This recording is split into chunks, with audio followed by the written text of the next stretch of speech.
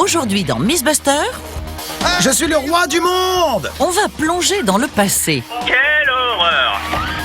On aurait dit qu'on leur apportait des poignées de chum. Soyez prêts à embarquer sur le navire des Mythbusters pour une croisière qui risque de prendre l'eau. Le moniteur de plongée était stressé. Je ne sais pas pourquoi. Nous ferons 12 escales plus mouillées et déjantées les unes que les autres. Oui, c'est vrai. Je me suis littéralement pissé dessus pendant cette expérience. C'était dégoûtant. Qui sont les Mythbusters? Adam Savage et Jamie Heineman. C'est trop d'émotions. À eux deux, ils ont plus de 30 ans d'expérience dans le domaine des effets spéciaux. À leur côté, Grant Imahara, Laissez-moi là! Carrie Byron Je me fais la belle. et Tori Bellecci. Qui a demandé un pantalon explosif? Ils ne se contentent pas de recenser les mythes, ils les mettent à l'épreuve.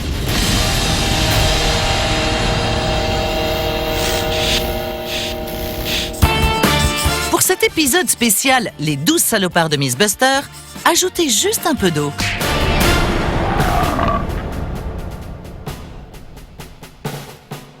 Qu'est-ce qu'on attend? Juste un moment. Justin? Bon, ok, ils sont en retard, alors je vais vous le dire. On va faire le top 12 des meilleurs moments de l'émission qui concernent l'eau. L'eau? L'eau. On parle de tous les mythes où on s'est retrouvé près, dans ou sous l'eau. Exactement. Ça va être l'occasion de rendre hommage aux plus belles aventures aquatiques de Mythbusters. Et l'occasion de revoir Jamie nager dans du sirop. Tout à fait. Et la pataugeoire? J'ai promis à Grant et Tori une fête près de la piscine. C'est ça ta fête? Pourri. Et c'est parti. Première escale de cette croisière aquatique et déjantée. Ce mythe a été trouvé par un fan sur Internet. Des types ont monté un toboggan mouillé géant sur une colline. L'un d'entre eux glisse jusqu'en bas, arrive sur la rampe et vole pendant je ne sais combien de temps avant d'atterrir sain et sauf dans une minuscule piscine placée à 30 mètres. Notre boulot était de vérifier ce mythe. Personne ne voulant risquer sa vie à l'atterrissage, ils ont préféré tester leur toboggan au-dessus de l'eau. Première étape, la construction. C'est pas super ça? On se croirait dans une colo de Monster Truck. Ça a été un travail titanesque. Moi, j'étais en bas pour assembler la structure en bois qui allait soutenir le contreplaqué de la rampe. Jamie, lui, il était en haut et montait le toboggan long de plusieurs dizaines de mètres. Il vissait les plaques avant de les faire glisser vers moi. Ça a de l'allure. Sur les images, on ne se rend pas vraiment compte à quel point la pente est raide. Il faut être sur place. Et croyez-moi, c'était raide. Ce n'était vraiment pas évident de monter ou de descendre. Premier candidat à la descente, un modeste rouleau de ruban adhésif en toile.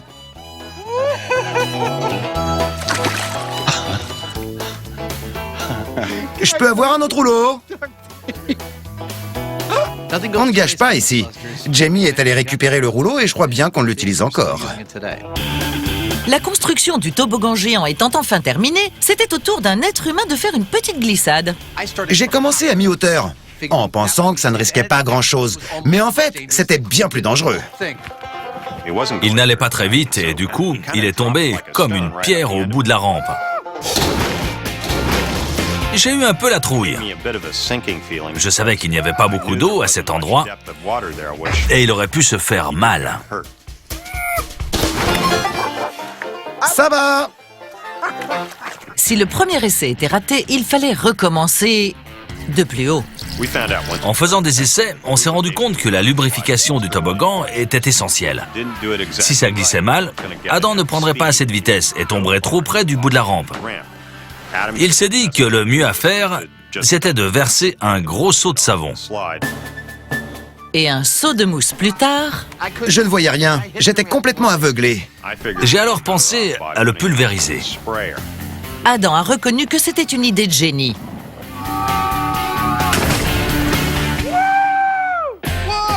Le lendemain, Le problème de Adam n'était plus la lubrification, mais la précision.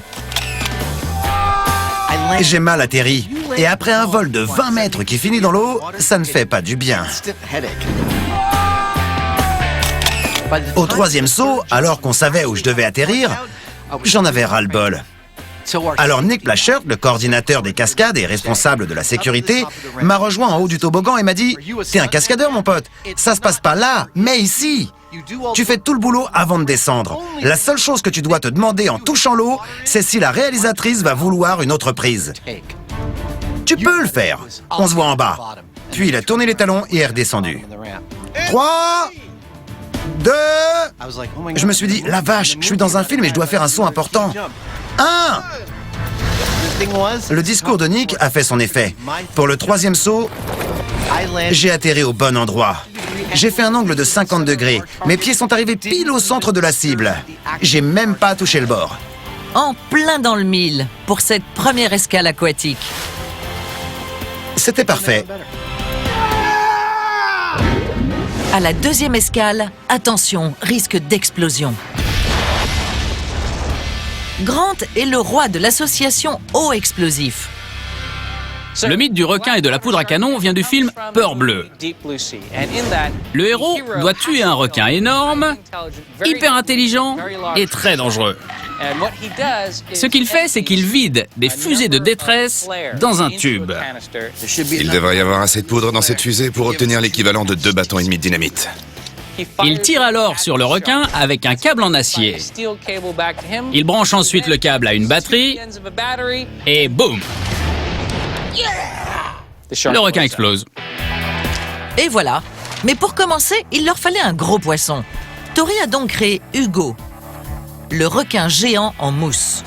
En général, pour Miss Buster, on ne peut pas se permettre de prendre le temps nécessaire pour faire les choses comme on le voudrait.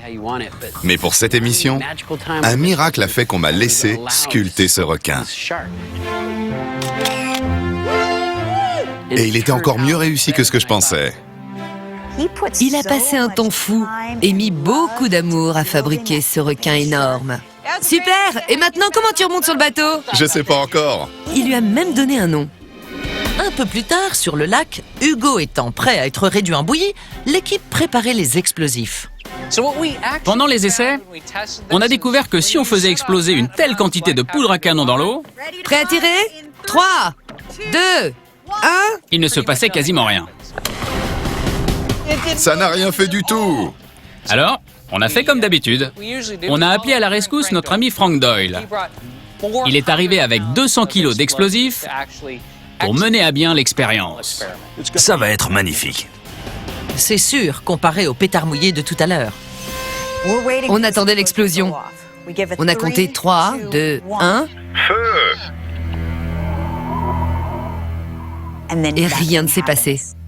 C'est ce qui peut arriver de pire à un technicien d'effets spéciaux. On a tous commencé à avoir les chocottes. Parce que l'équipe en charge de la bombe a dû aller sur place en bateau pour identifier le problème. C'est la pire expérience qu'on ait jamais faite.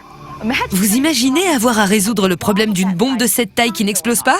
J'aimerais pas avoir à m'en occuper. Franchement, ce jour-là, Frank Doyle a gagné mon estime éternelle. C'est un dur.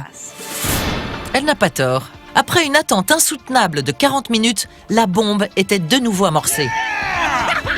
C'est bon! Ça va péter! Ça va péter! Deuxième essai. 3, 2,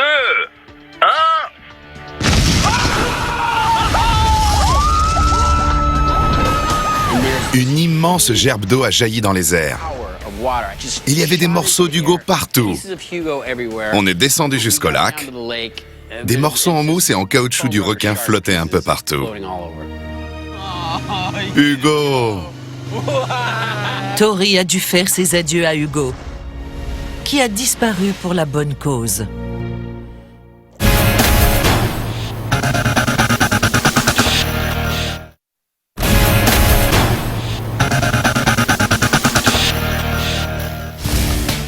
À la 10e place, l'équipe touche le fond et se caille les miches à toute allure. Petit chiot mignon, chaton adorable, bébé animaux, bébé. Le mythe le plus gelé de tous les temps va vous surprendre. Ce qu'on a fait de plus froid et de plus mouillé, c'est nager dans du sirop.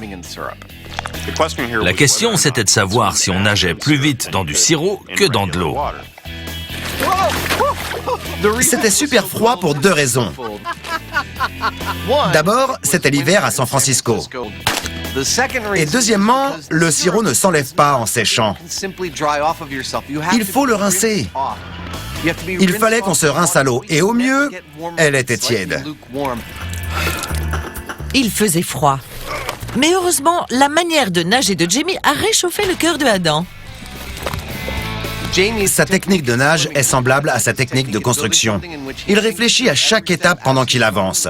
Ça lui donne une démarche un peu lourde. À mon avis, il fait comme ça.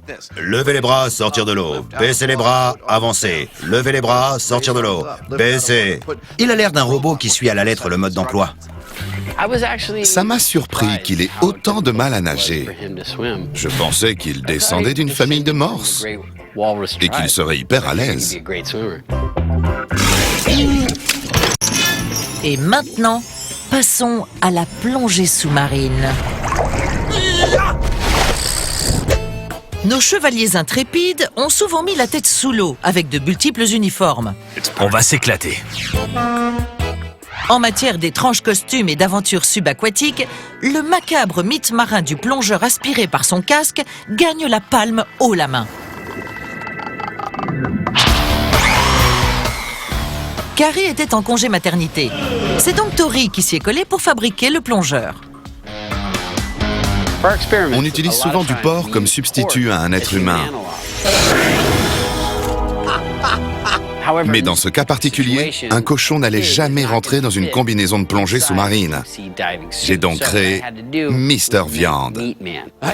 Je vous présente ma création, Mister Viande. J'ai failli vomir. Affublé de l'éternelle combinaison de plongée de l'émission, Mister Viande était fin prêt pour rencontrer son destin aquatique. Si tu vois un requin, fais le mort. À 90 mètres de profondeur, la caméra était en place. C'est parfait. Grant a coupé le cordon. 3, 2, 1. La combinaison était pleine de viande pourrie et puante. Et on n'avait pas prévu que quand Grant l'ouvrirait, tout l'air arriverait dans le bateau, juste là où nous étions. C'était infect. Regardez! Oh la vache! On voyait la combinaison qui se comprimait lentement. Et les fluides de la chair commençaient à entrer dans le casque. Regardez ce qui se passe! C'est pas vrai! Et à un moment, ça a fait... Regardez! Mister Viande est dans le casque! Les intestins étaient écrasés contre le verre. C'était dégoûtant. Ça a marché!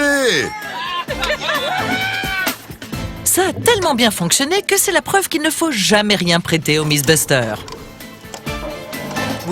On nous avait prêté des combinaisons anciennes. Son estomac est dans le casque. On avait promis au mec que tout allait bien se passer, qu'il n'avait pas à s'inquiéter. On pouvait décemment pas rendre le casque dans cet état. D'accord, c'était une expérience spectaculaire. Mais je regrette pas de ne pas y avoir participé pour 2 raisons. Mister Viande et le nettoyage du casque. Le mythe aquatique qui suit va nous refroidir.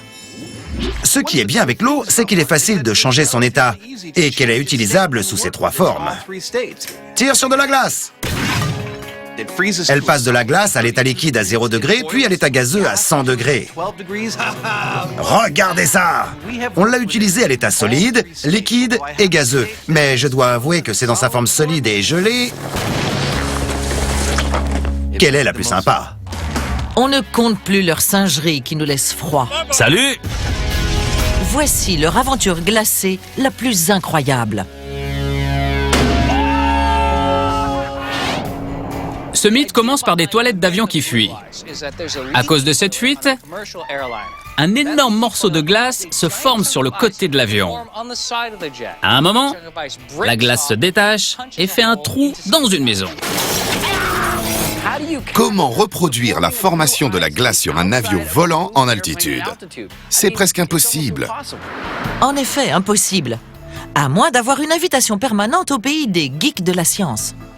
L'IRT, un tunnel de la NASA servant à l'étude de la glace, est le must du must. On y teste des engins spatiaux, des avions de combat et des avions de ligne. Et nous, on est arrivé avec notre petit joujou. Alors c'est moi R2D2? Tais-toi! Mais je vais vous dire, ils sont super parce qu'ils nous ont dit tout de suite, on va vous aider parce qu'on veut savoir si cette histoire est vraie. Comment ne pas adorer des mecs dont la devise est refroidir pour le plaisir? Mais mettre ce mythe à l'épreuve n'était pas aussi simple qu'on pourrait le penser. Mise à feu. D'accord, c'est parti. Mets-le en route. Distorsion maximum. Ça prend des heures de refroidir l'air pour qu'il soit à la température voulue. On a commencé l'expérience à 8 h du matin et on est ressorti à 1 h le lendemain matin. Ça nous a fait une journée de 17 heures. Et ils n'ont pas perdu leur temps, car le mythe commençait à sembler plausible. Ça marche! La glace se forme super vite! La glace se formait de façon parfaite. Et les types de la NASA n'en croyaient pas leurs yeux. Ils nous disaient que certaines de leurs expériences duraient des années. Ça fait la taille d'un ballon de foot. Et nous, on arrivait avec nos idées de fous. Il y a des gros morceaux qui se détachent. On faisait un essai et ça marchait. Ils voulaient juste nous dire que parfois, plus c'est simple, mieux c'est. Exactement. D'ailleurs, ça a été le cas quand ils ont sauté d'un avion avec un bloc de glace reconstitué. Et notre caméra casse-cou ayant pris froid, Carrie a dû mettre la main à la pâte.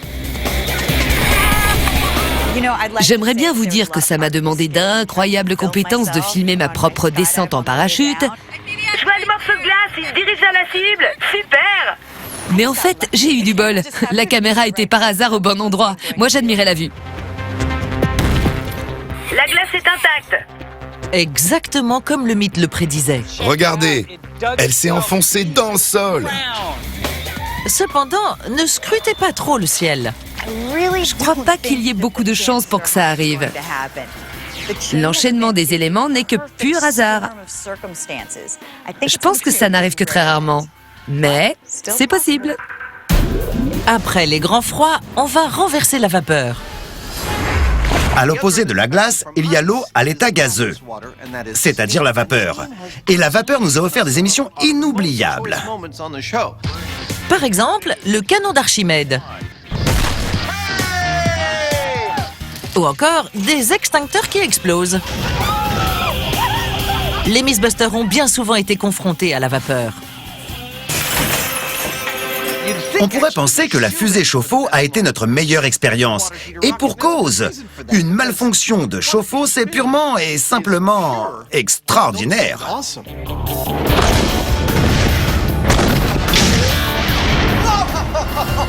Simplement extraordinaire, parce qu'on ne sait jamais quand ces fusées vont exploser. Pile au moment où on commence à se détendre et à se dire que tout va bien se passer, la fusée décide d'exploser. Mais contrairement à toute attente, les explosions n'étaient rien à côté de la puissance de la vapeur. Mon mythe préféré concernant la vapeur est celui de la mitrailleuse à vapeur. C'est une arme que les Confédérés auraient fabriquée pendant la guerre de sécession. Il s'agirait d'une mitrailleuse rotative fonctionnant à la vapeur et tirant des balles par force centrifuge à une vitesse fulgurante. On l'a fabriquée. On s'en doutait, Adam. Et c'était des chauffe-eau imprévisibles qui alimentaient cette machine démoniaque. C'est en fabriquant cette mitrailleuse qu'avec Jamie, on a vraiment pris conscience de la puissance de la vapeur. On l'a d'abord remplie d'air pour voir comment ça fonctionnait. C'est super! Ensuite, on a mis la vapeur. On est passé de... à... super vite! On criait « Non !» On essayait de se protéger. Ça fichait la trouille d'être à côté de ce truc quand il était à fond. Regardez! On voit où ça a touché. Je suis ravi et terrorisé. La mitrailleuse à vapeur était à la fois une arme infaillible et incontrôlable. On pourrait penser qu'elle était trop dangereuse pour être utilisée. On va atteindre la cible et la gloire. 3, 2, 1...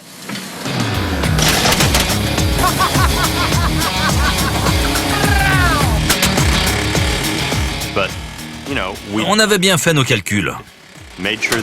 On avait installé une soupape de sûreté pour la surpression et de solides protections mécaniques.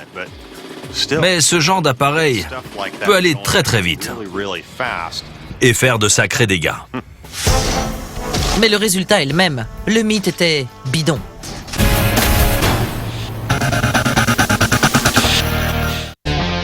Et maintenant, piquons une petite tête. Les piscines ont souvent été un élément essentiel de nos expériences. Pour nous, c'est l'idéal. L'eau y est claire, Plus vite!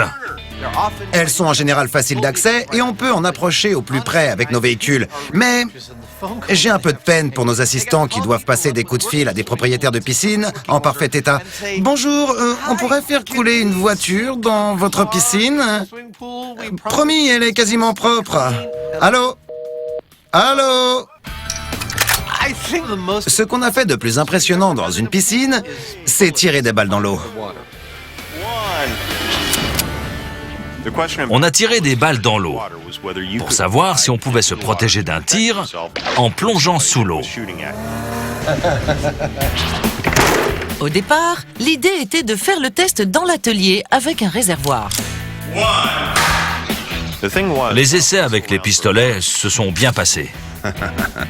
Mais une balle tirée avec un fusil de chasse a beaucoup plus de puissance et le réservoir n'a pas supporté.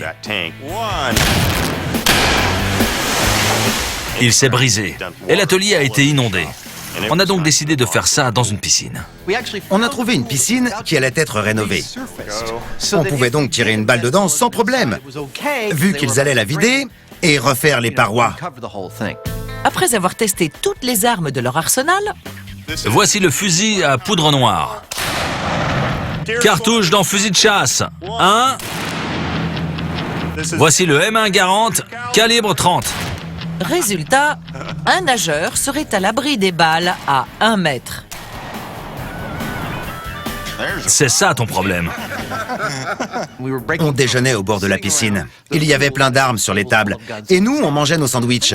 Il y avait au moins 5 ou 6 pistolets et 2 ou 3 fusils. Un véritable arsenal.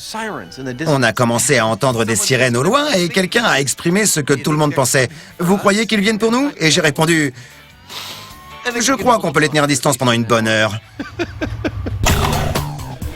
Il ne leur restait plus qu'à tester l'arme ultime, le calibre 50. C'est une arme qui tire des balles de la taille d'une banane. Voici le M1 Garand. Et voici le calibre 50. Ça tue une personne. Ça tue tous les gens autour de cette personne. C'est une arme très puissante, de longue portée, qui n'est pas faite pour tirer sur quelque chose dans une piscine et de si près. Je me demandais ce qui allait se passer. Sois prêt à reculer et à sortir d'ici très vite. Il est déjà dans le camion. J'espère qu'on sera parti avant que la piscine soit vide. Bon, on se protège.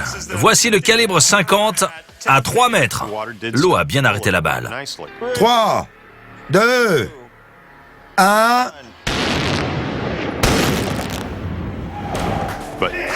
Mais la balle a éjecté presque toute l'eau au plafond. Après, il a plu à l'intérieur pendant au moins 5 minutes. Il n'y a pas de balle dans le gel balistique. Conclusion, l'eau protège bien des balles. Toute l'énergie a été dépensée dans le premier mètre et la balle est devenue inoffensive. Ce qui a donné des idées à Adam. On avait découvert que les balles perdaient toute leur force très rapidement dans l'eau. Je voulais donc que Jamie enfile une tenue de plongée et qu'il aille au fond de la piscine pour pouvoir lui tirer plein de balles dessus. Mais je ne sais pas pourquoi l'assurance de l'émission n'a pas voulu. En 5e position, le mythe aquatique le plus inquiétant. La torture de la goutte d'eau. Tori et Scotty vont me faire pleurer aujourd'hui. D'après le mythe de la torture de la goutte d'eau, le fait de faire goûter de l'eau sur le visage de la victime aurait le même effet que l'eau d'une cascade érodant un rocher. Ça peut vous rendre fou. Mais avec ce mythe, personne ne s'est dit que s'il était confirmé, nous allions nous autotorturer? Je crois que je vais m'endormir là-dessus. Tu pourrais dormir? Au début, cette expérience semblait plutôt simple et pas trop stressante, vu l'idée de base. Pour le mythe de la torture chinoise de la goutte d'eau, c'est Adam qui s'y est collé. Il gardait le contrôle. Il n'était pas attaché, mais il devait rester dans la même position pendant un certain temps. La mouche, c'était bien pire que l'eau. Il a fait comme n'importe quelle personne censée. Il a mis une couche. N'oubliez pas, la dignité n'existe pas dans Miss Buster. Oui, c'est vrai. Je me suis littéralement pissé dessus pendant cette expérience. Je suis resté allongé tellement longtemps que je ne pouvais plus contrôler ma propre vessie. Eh oui. Oh non, non, c'est pas vrai!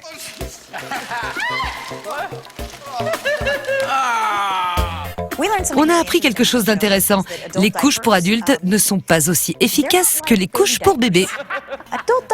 Elles sont faites pour les petites fuites, pas pour une vraie envie. C'est bon à savoir. Effectivement. Après l'expérience de Adam, Carrie n'était pas trop inquiète quand son tour est arrivé. J'ose pas imaginer que ça puisse arriver en vrai. Je me sens en sécurité avec tous ces gens, je leur fais confiance, je sais qu'ils me sortiront de là. Il y a même une ambulance et des secouristes. Si c'était la réalité, je serais en train de hurler et de me débattre. Mes poignets et mes chevilles seraient en sang. Mais en fait, Carrie avait largement sous-estimé la puissance de ce goutte à goutte lent et régulier. Ça t'énerve? Ou tu sens que tu vas paniquer? C'est comme un rêve. T'as l'impression que tu vas craquer et t'effondrer? J'ai vraiment pas envie de répondre. On arrête, on arrête. Non, ça va, laisse-moi une seconde. J'ai voulu continuer, même quand ils ont proposé d'arrêter. J'essayais de voir ça comme une randonnée en montagne, quand la montée est dure, mais qu'on peut quand même arriver au bout. Je venais de commencer à travailler sur l'émission. Je viens d'avoir une crise de claustrophobie, c'est ça qui s'est passé. Je crois que je voulais faire mes preuves. Je voulais pas me dégonfler et abandonner. Je voulais réussir. Mais c'était pas une bonne idée. Vraiment pas une bonne idée. Tu as fait tes preuves, je pense. Et tu pourrais certainement rester plus longtemps. Mais je vais te libérer quand même. Au bout d'1h30, l'équipe a compris qu'il était temps d'en finir avec le supplice de Carrie, mais aussi avec le mythe. En général, pendant les expériences, on souffre beaucoup. Pour avoir assez de données pour dire si le mythe est bidon ou confirmé. Mais pour celui-ci, la douleur était tellement insupportable qu'on a dû tout arrêter. On nous demande souvent de retester des mythes, avec des variantes. Mais je peux vous jurer que je ne referai jamais de ma vie celui de la torture de la goutte d'eau.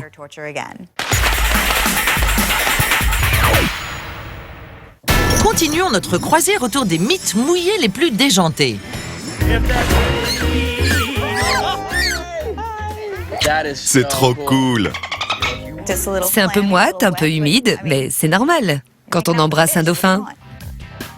Adam aussi est un jour tombé amoureux. Un de mes mythes aquatiques préférés, c'est un de nos premiers mythes. Être enceinte d'une pieuvre. La question était de savoir si un être humain pouvait avaler par inadvertance un œuf de pieuvre fécondé et que celui-ci arrive à terme dans l'estomac. Et pour y répondre, un rapprochement avec une pieuvre était nécessaire. Je me suis rendu compte que les pieuvres adorent ma peau. Et j'en ai connu beaucoup depuis. C'est super! Elles m'adorent. Tu dois avoir très bon goût, parce qu'elle s'intéresse vraiment à toi. On s'est très bien entendu. Elle est un peu excitée. J'ai dû expliquer à ma femme d'où venaient tous ces suçons ronds sur mon bras. C'est un sentiment unique de recevoir toute cette affection de la part d'un céphalopode. C'est incroyable! Elle s'est même amusée à lancer de l'eau quand on était ensemble. Je ne l'oublierai jamais. Mais la conclusion de l'expérience est que la chaleur et l'acidité de l'estomac empêcheraient le développement d'un œuf. Les responsables sont l'acidité et la chaleur. C'est n'importe quoi. C'est complètement bidon. Mais la pieuvre a aimé ta main. Je suis amoureux, je crois.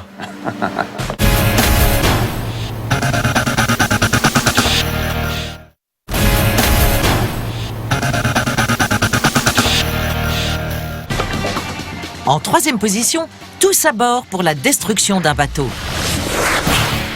Qui dit eau, dit bateau. Et qui dit Mythbuster, dit destruction. Ça explose, boum! Si on réunit les deux, ça donne des destructions de bateaux. Eh oui, de Titanic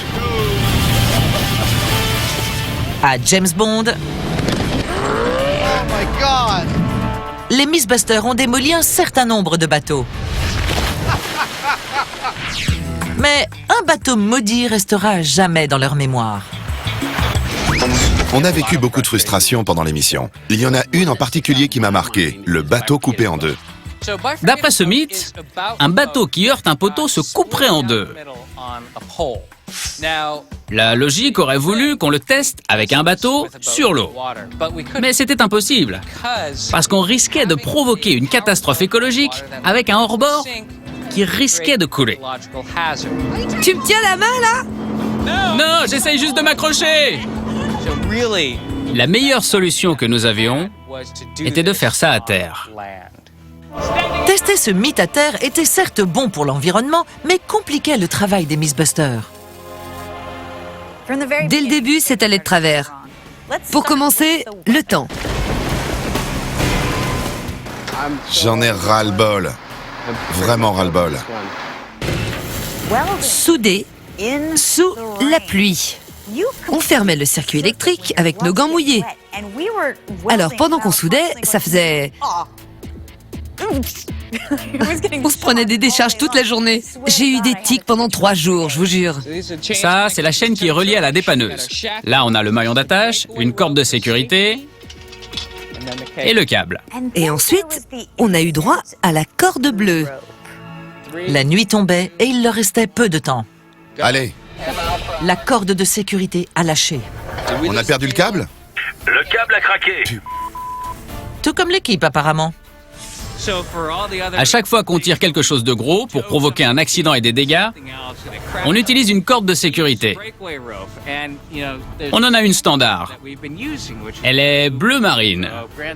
Grant a dit, Tori m'a donné cette corde. D'habitude, on utilise une corde bleue, pas celle-là. Mais pour ce mythe, Tori ne voulait pas prendre la bleue. Il préférait celle-là. Grant disait un truc, Tori disait autre chose. Quelques secondes avant, quand il a vu la corde, il a dit que c'était bon. Du coup, je comprends pas ce qui s'est passé entre ces deux moments. Le mieux à faire, c'est d'utiliser celle qu'on utilise d'habitude. Celle qui marche. On n'utilise jamais la corde bleue. Mais si, toujours. Mais non, Si. pas comme sécurité. Mais si. Mais non. Le problème, c'est qu'on avait chacun une version différente de ce qui s'était passé. Demande à Jamie. Ce qui est sûr, c'est qu'encore aujourd'hui, il y en a toujours un pour crier « On utilisait toujours la bleue !» 24 km/h. Le lendemain, l'équipe ayant tiré un trait sur la controverse de la corde bleue, il était temps de refaire un essai.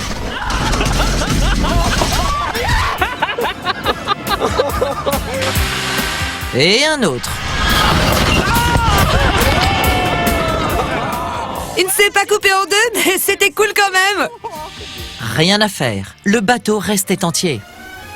Voilà ce qu'on a fait. On a soulevé le bateau avec une grue aussi haut qu'on a pu, une trentaine de mètres. Et on l'a lâché, la proue la première.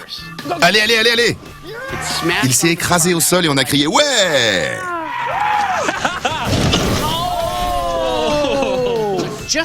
On pensait qu'on avait gagné et qu'on allait prendre notre revanche sur le bateau coupé en deux.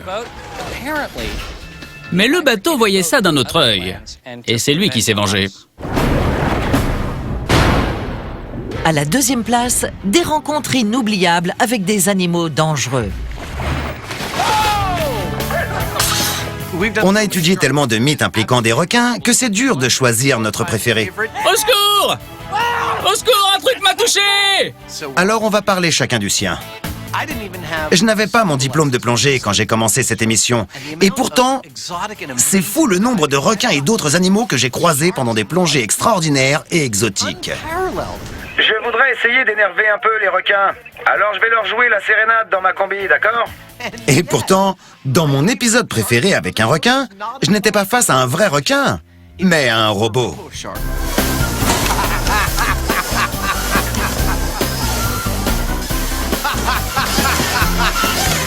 Il est parfait!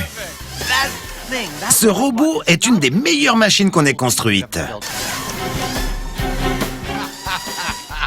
Il est temps d'aller nager. Il va prendre son premier repas.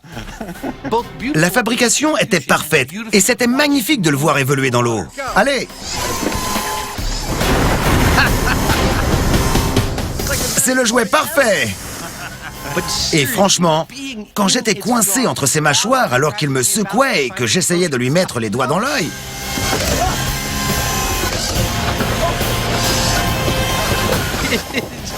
j'ai ressenti une certaine jouissance. Comme un gamin de 7 ans qui veut jouer dans un film d'action. Adam nous a impressionnés avec son requin robot. Jamie, lui, se souvient de sa virée de tous les dangers dans un canot pneumatique. Le mythe disait qu'un poisson blessé remue et attire ainsi l'attention des requins. Et bien sûr, j'ai décidé de faire le test dans un minuscule bateau pneumatique. Je lance le poisson!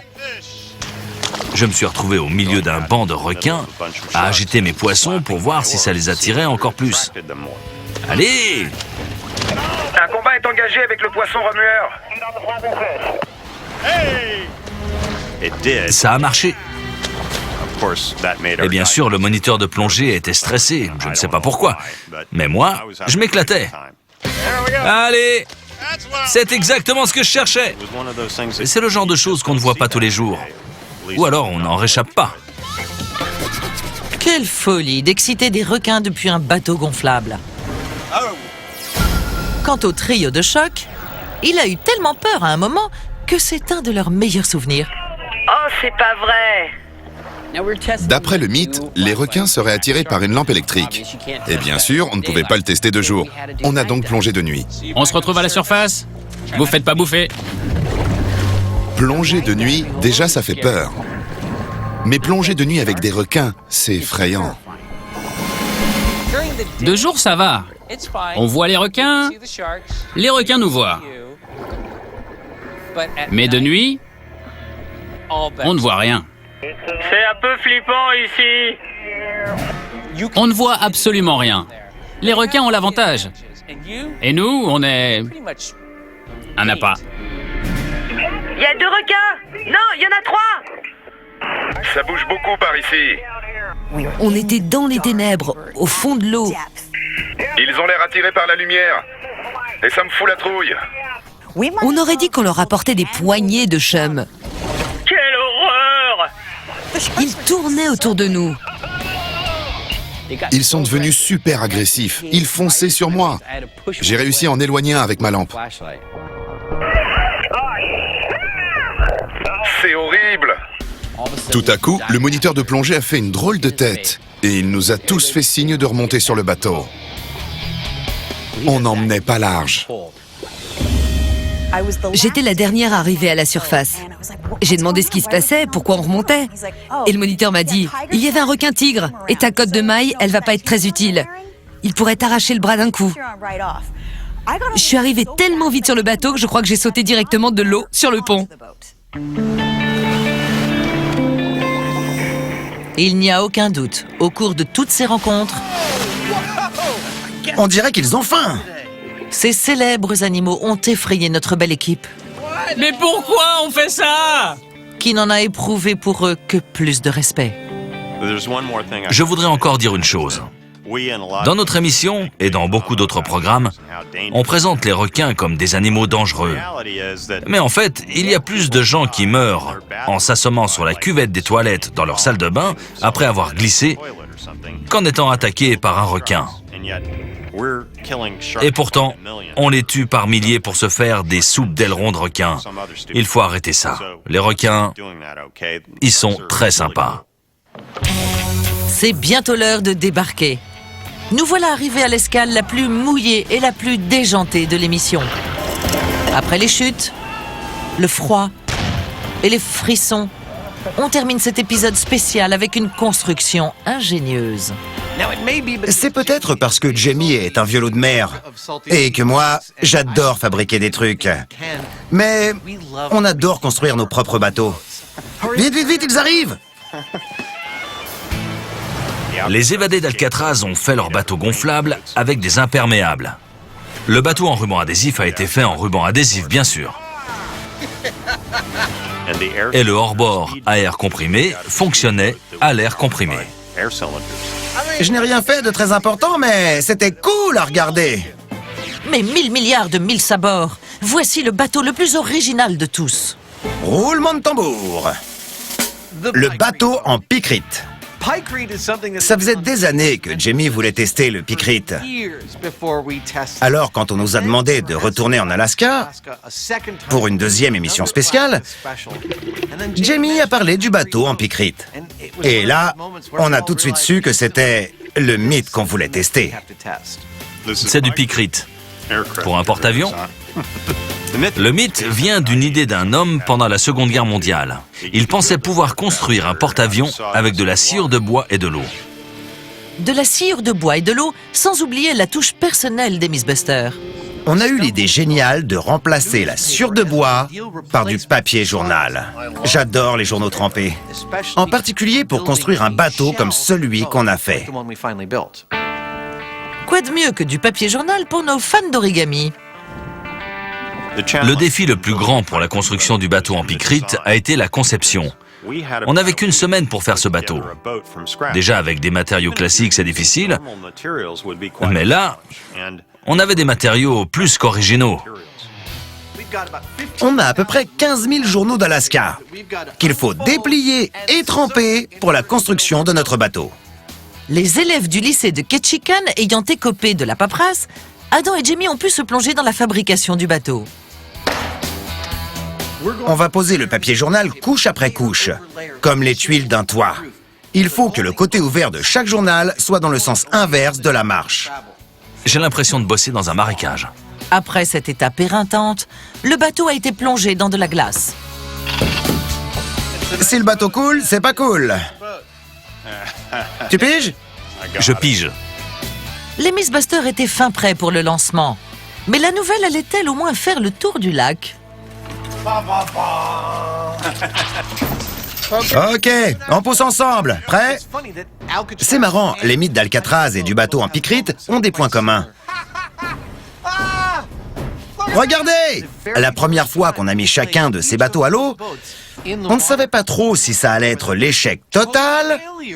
Vas-y, Jamie, à toi de jouer. T'es le plus fort, mon grand, allez. Ou si ça allait tenir un peu le coup.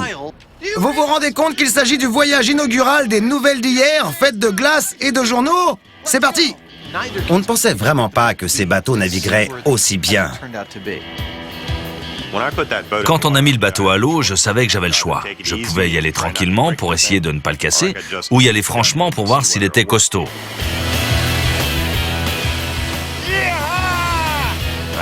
J'ai choisi la deuxième option, parce que l'heure tournait et la glace allait fondre. C'était le moment ou jamais. Je suis le roi du monde!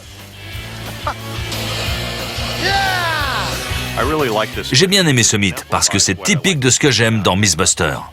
On doit le maintenir à flot! On commence par une idée toute simple, qui est peut-être bonne ou peut-être pas. Mais l'essentiel, c'est d'aller sur un terrain nouveau. Et pour ce mythe-là, on a réussi à fabriquer un hors-bord en glace. Et en plus, il naviguait. Minute émotion. C'est un plaisir de fabriquer des bateaux bizarres avec toi.